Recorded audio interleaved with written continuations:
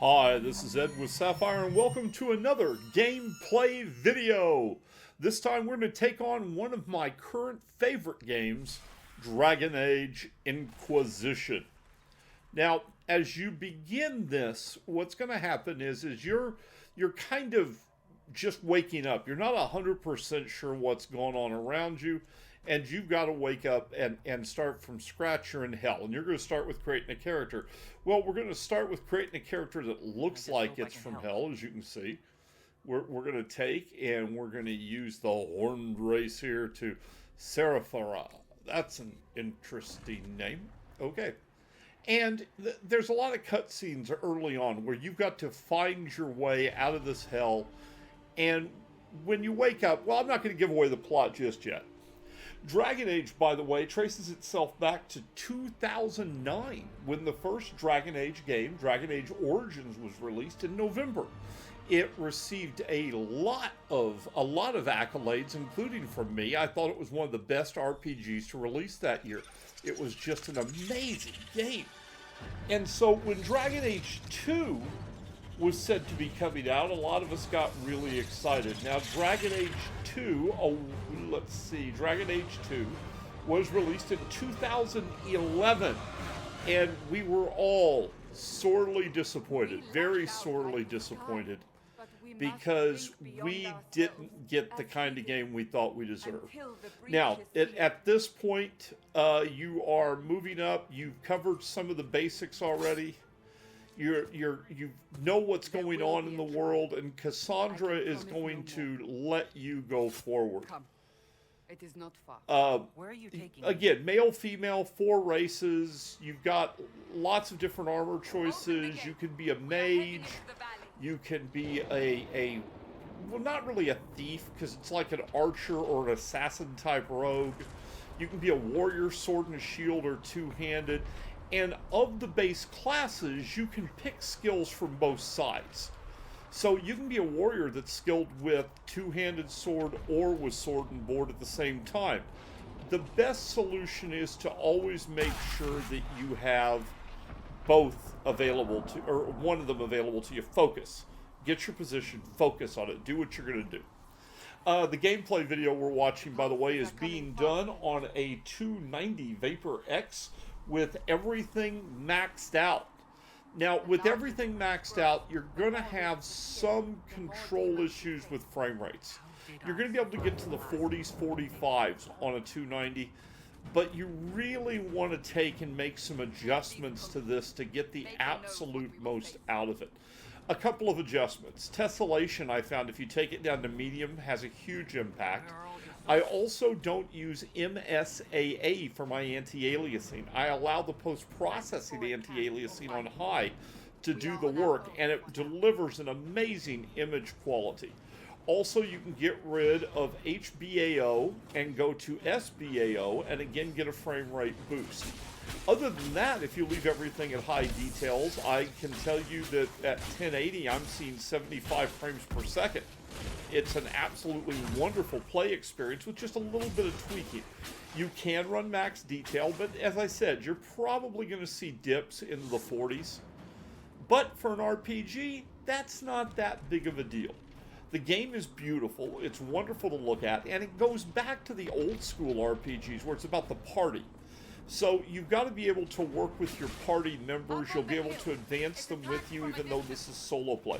There is a multiplayer component available for this game, but it's kind of like a dungeon challenge. It's not really multiplayer RPG. So if that's what you're going to look for, you're going to be sorely disappointed in multiplayer. If you can handle the like dungeon crawl challenge type stuff, then multiplayer might be for you.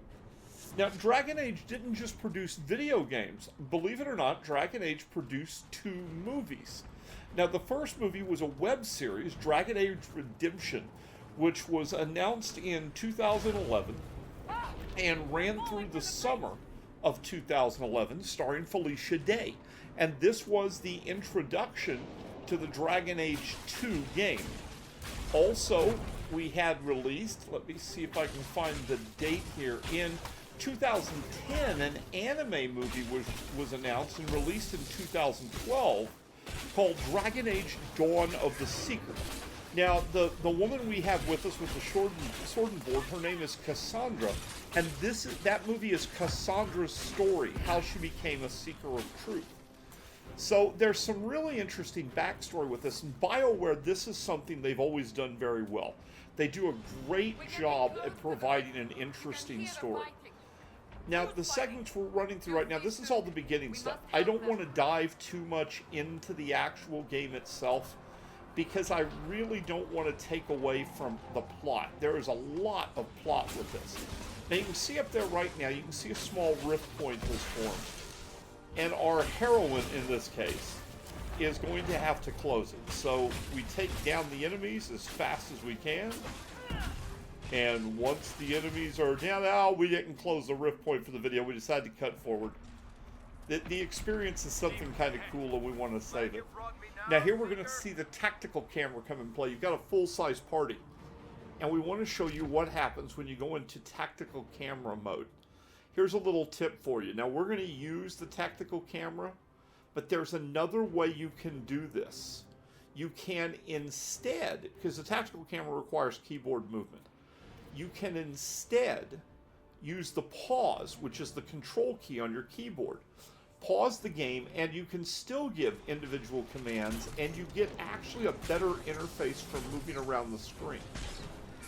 So we've got this going on, basic attacks and stuff being thrown. The greater shade needs to be our primary concern here, because the greater shade is the toughest thing to fight. Cassandra's busy trying to keep it occupied so that it doesn't attack us.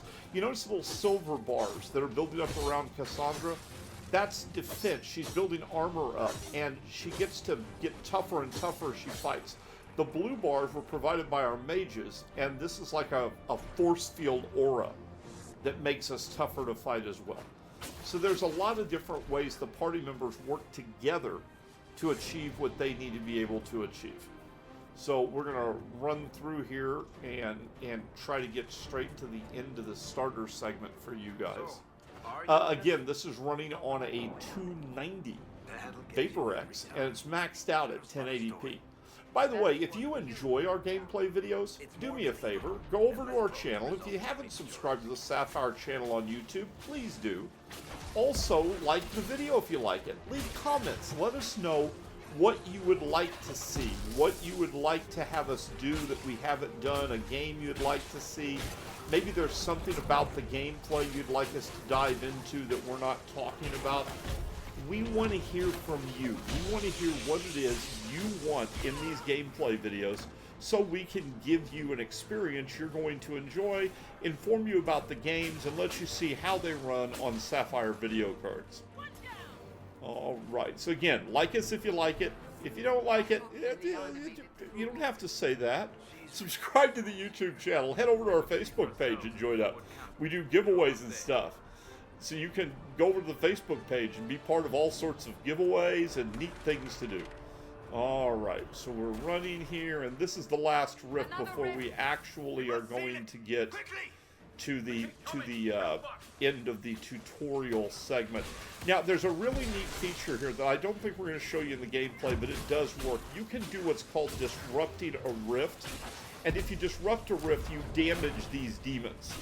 So sometimes it's worth it to disrupt a rift. We're going to close this rift, and on closing this rift, we're about to close out of this gameplay video. I'm Ed with Sapphire Technologies, and until next time, game on.